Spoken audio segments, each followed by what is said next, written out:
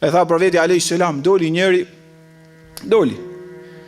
Edhe e kishte deven atëherë. Edhe kishte ushimin edhe pijen edhe po udhtonte. E zën gjumi, e lidhi deven. E sprovoi madhi Zot, zgjidhe deveja, hikën me ushqim me pije, ngelin mes shkretirës. Mes. Hapi syt, fa subhanallahu alazim, mos haro vlla. La haula wala quwwata. Vlla dhe motër të begatofti madhi Zot, bën çat dush, por gjë mos haro. Të ka dhënë jetë. Mos t'i gjë mashtruesit që largojnë njerëzimin nga Zoti. Të mashtrues. Të s'kan as drejt mbi tokë, s'kan kryer kur gjë.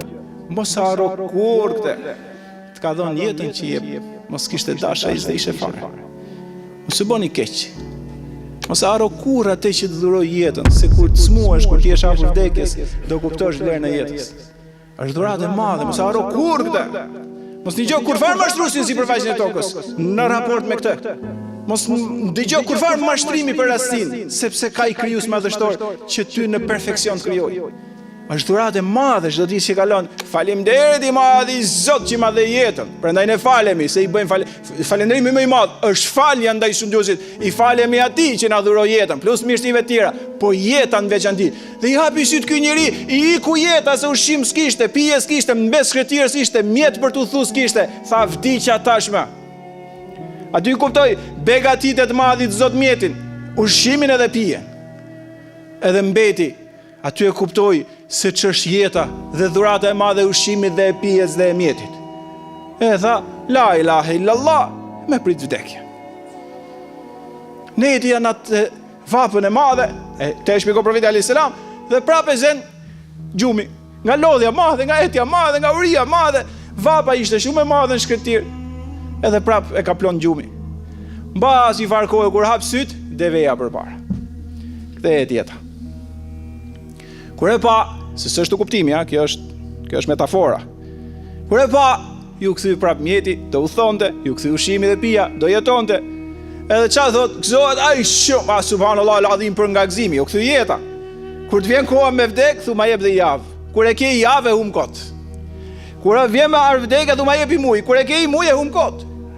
Kur të vjen me vdek, thu ma jepi vit, me ta dhoni vit, e ke këtu vesë gjithë kohës.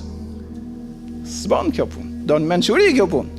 E pa kështu, ai shumë u gëzua dhe tha, të falimderit.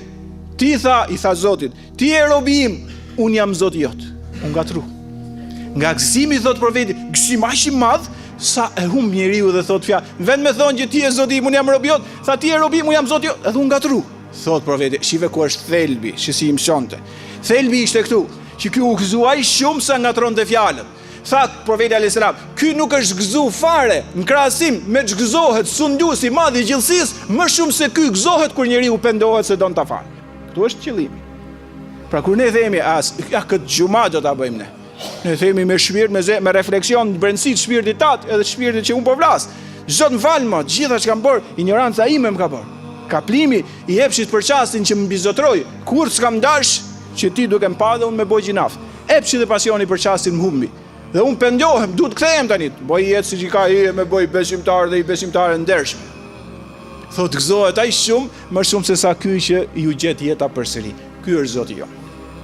Ky është i miri jon që besojmë, ky është krijuesi i madh i gjithësisë që na don dhe lum për atë që në rrugën e tij përfiton e inshallah i madhi Zot gjithmonë këtë rrugë na forcon amin ya rabbal alamin.